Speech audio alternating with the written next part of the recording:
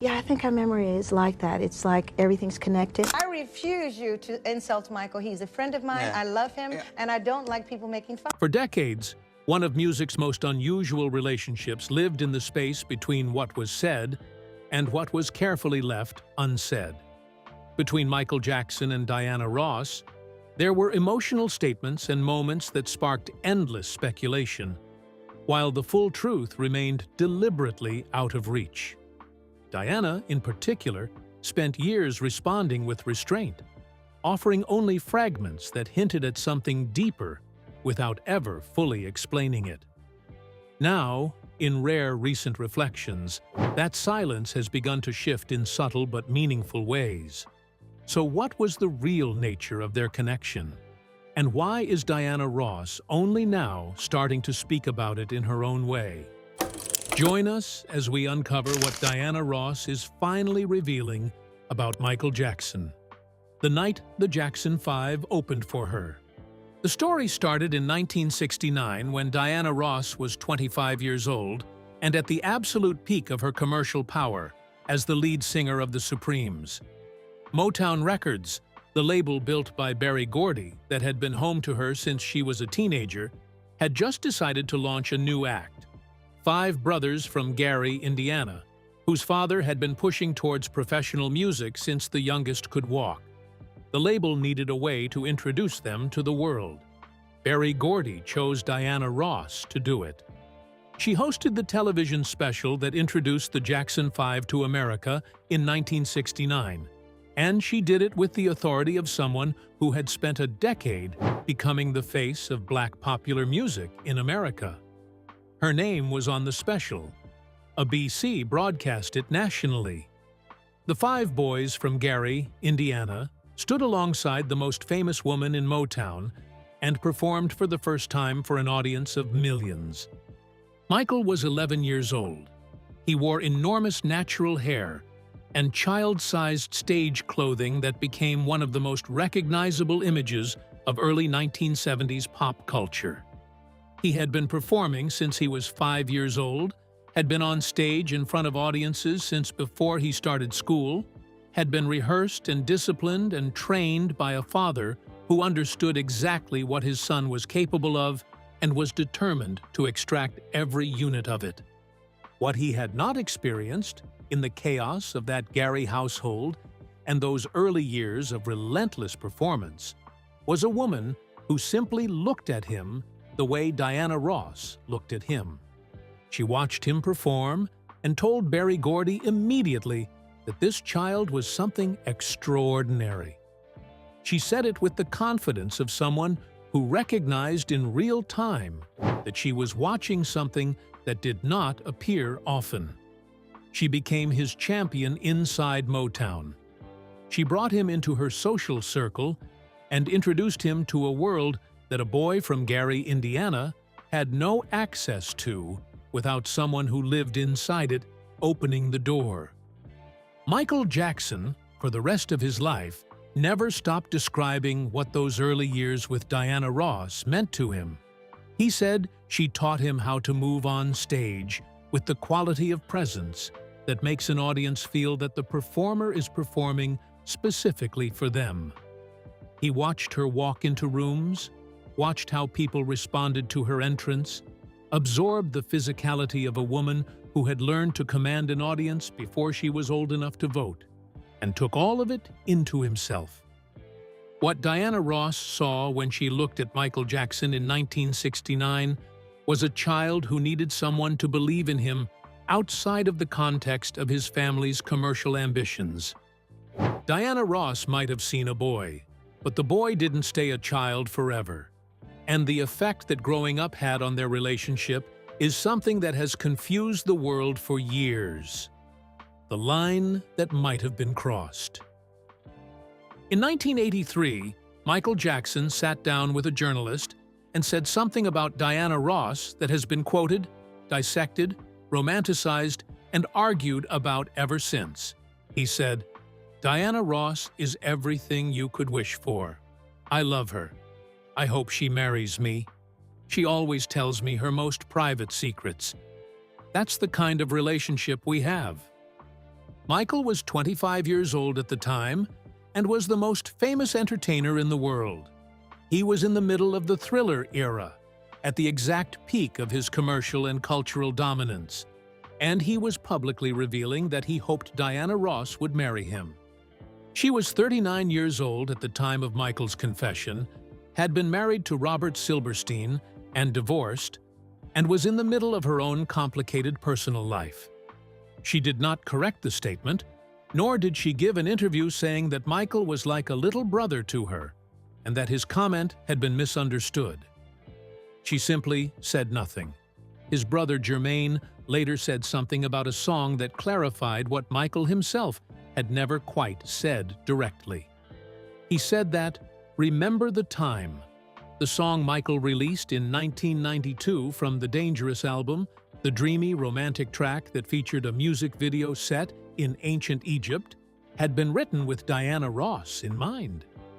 Jermaine said Michael told him it was the one great love that, as far as he was concerned, had escaped him. From a man who had been one of the most desired human beings on the planet for 2 decades, who had had relationships with Brooke Shields, Tatum O'Neal, and Naomi Campbell, and eventually marriages to Lisa Marie Presley and Debbie Rowe, the love he described to his brother as the one that got away was a woman 14 years older, who had first looked at him when he was 11 years old and decided he was extraordinary. Diana Ross, asked about "Remember the Time" in the years since, has not confirmed Jermaine's account. She has not denied it either. She has done what she has always done, with the most sensitive and most personal elements of her relationship with Michael Jackson. She has let the silence hold the shape of whatever the truth actually is, because the silence is the only container big enough to hold it without reducing it to something manageable and small. When she finally said something was after a tragic event that tore the pop world apart. Grief made her speak up. What she said when he died. Michael Jackson died on June 25, 2009.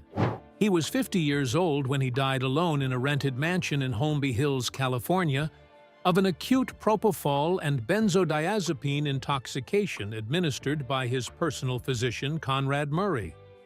The man who had sold over 400 million records, who had been the most famous human being on Earth for 3 decades, who had called Diana Ross his mother and his sister and his lover all combined in one, died in a bedroom while the people who were supposed to be taking care of him failed him completely. Diana Ross posted a statement on Twitter the night of his death. She wrote, "I can't stop crying. This is very difficult for me to take. I just don't understand." She asked people to pray for his children and for his family. She said, "I love Michael so very much." And then she stopped posting and went quiet.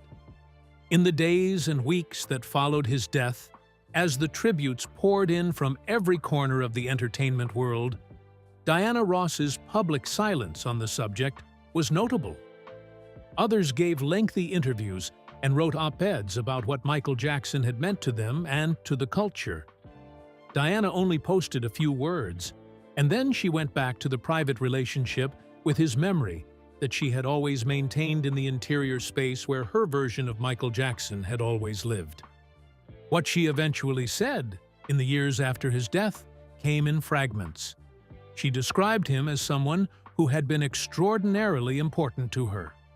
She described her grief as genuine and deep, and not something she was going to perform for anyone. She said, in a 2021 interview, that she thought about him often. And in 2024, when the biopic about Michael Jackson's life was announced, with Kat Graham cast to play Diana Ross, she offered something closer to a full statement about what their relationship had actually been and what it had meant.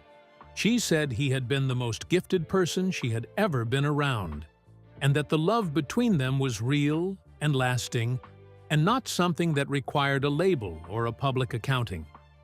She said she was grateful for every year they had known each other, and that the loss of him was something she carried every day. That kind of emotional weight doesn't exist in isolation. It sits inside a much larger story, shaped by the people around it. The man who was in between.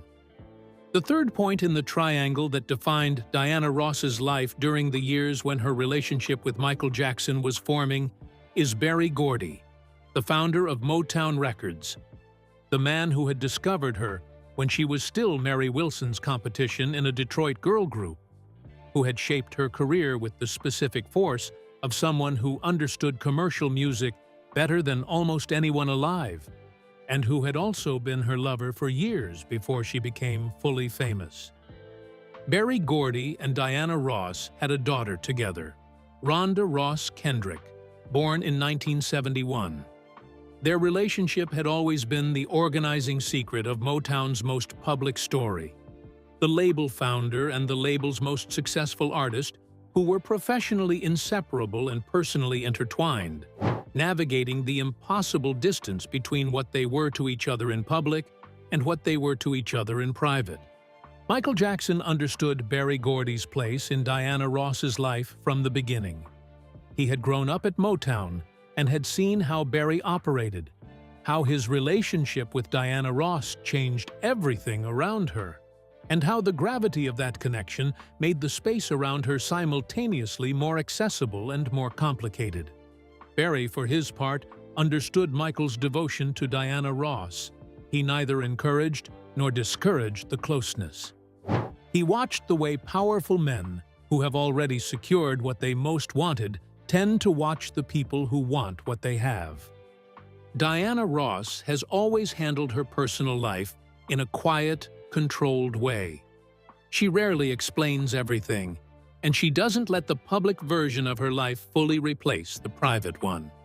Some things she keeps to herself, even when people are curious or speculating.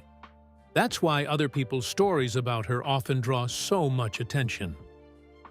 Let's talk about one of these stories. The affair he admitted and the rumor he found hilarious. In April 2024, Smokey Robinson gave an interview to The Guardian that sent the music world sideways. He confirmed what many people in the Motown world had long suspected, that he and Diana Ross had a romantic relationship for approximately a year while he was married to his first wife, Claudette. He described it as beautiful, natural, something that just happened between two people working closely together, and said that Diana Ross had been the one to end it because she knew his wife and knew that he still loved her. He was 63 years old when the affair took place in the late 1950s and early 1960s, not yet married or recently married, building his own career at Motown, while Diana Ross was building hers. The affair was brief. It ended cleanly by Diana's decision. Both of them had gone on to the rest of their lives. But the part of the Guardian interview that circulated most widely was not the affair confirmation. It was Smokey Robinson's response to an internet rumor, the theory circulating in certain corners of online fandom that he and Diana Ross were actually Michael Jackson's biological parents. Smokey's response was to laugh until he could barely form words. He said, "They say Diana Ross and I had Michael? Oh my God, I never heard that one, man. That's pretty good. That's funny." Diana Ross did not respond publicly to Smokey Robinson's confirmation of the affair, to the laughing dismissal of the parentage rumor, or to any of the coverage that the Guardian interview generated. Ross's representative had no comment. The silence, consistent and complete, was the response.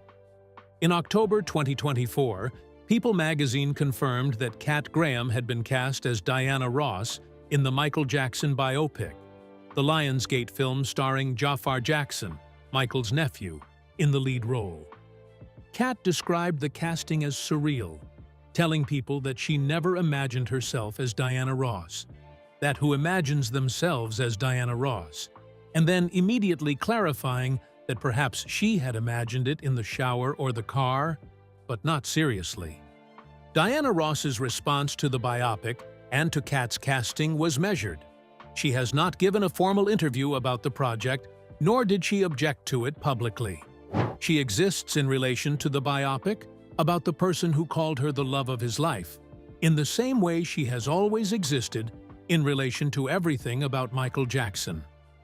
What she has said in the years since his death, and particularly in the interviews she has given since 2020, is that his memory is something she holds carefully. She has said that the relationship they had was one of the most meaningful of her life.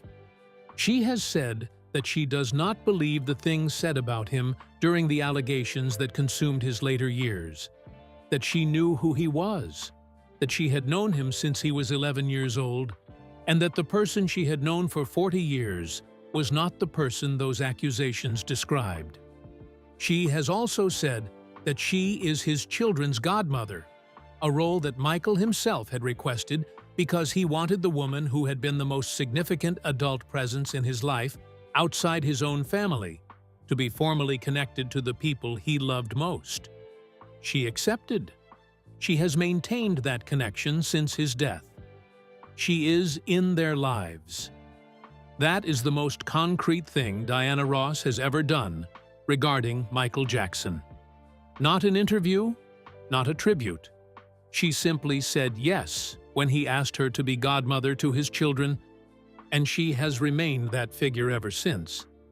So, where is Diana Ross now? And did the biopic stir up any carefully guarded emotions? At 82, what she has finally said. Diana Ross is 82 years old. She is still touring, performing in venues across the United States, and wearing the glamour that has been her visual signature since the early 1960s. She is still commanding a stage with the authority of someone who has been doing this for 60 years and has never lost the instinct for it. In her most recent interviews, 2024 and 2025, the period when the Michael Jackson biopic and the renewed public interest in their relationship have made the questions unavoidable, she has been more open than at any previous point about what he meant to her. Not fully open. She has not given the interview that would finally define for the public record what their relationship actually was. She has not confirmed or denied the romantic dimension that Michael's own words and his brother's account have always suggested. She has not addressed the way he described her to the press in 1983, or the Remember the Time attribution, or any of the specific documents of his feelings for her that exist in the public record. What she has said is that she loved him, that he was the most gifted person she had ever been around, that their connection was real and lasting and not something she needs the public to understand in order for her to carry it with her. She has said that she thinks about him often, and that his absence in the world is something she genuinely grieves.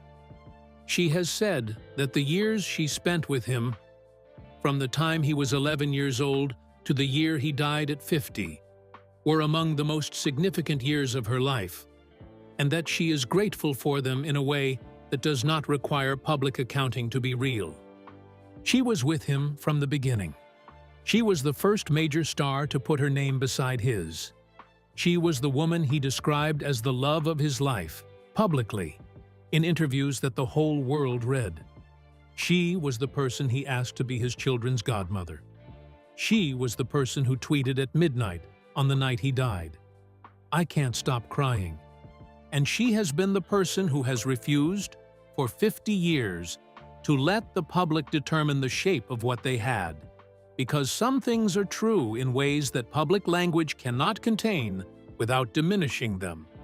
And Diana Ross has always understood the difference between the version of her life that belongs to the world and the version that belongs to her.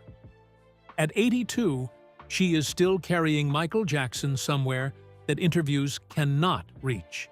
The truth about what they were to each other is the truth she has been telling all along, in the only language she has ever trusted to carry it without losing something essential. When a man publicly tells the world that a woman is his mother, his sister, and his lover all combined in one, and she responds with 50 years of deliberate, dignified silence, is the silence a denial? Or is it the most complete confirmation available? And what does it say about the kind of person Diana Ross is? Share your thoughts with us in the comments section. Remember to like, share, and subscribe for more. Also, click the next video showing on your screen. You will enjoy it.